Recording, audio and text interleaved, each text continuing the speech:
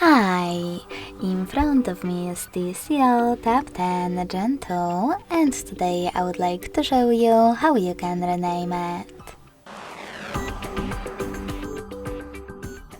First of all, go into Devices Settings and click on Bluetooth section right away.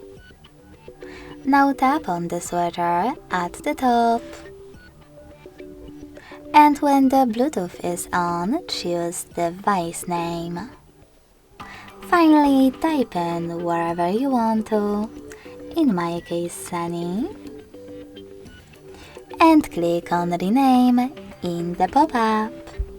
As you can see, after that, name of my tablet has changed.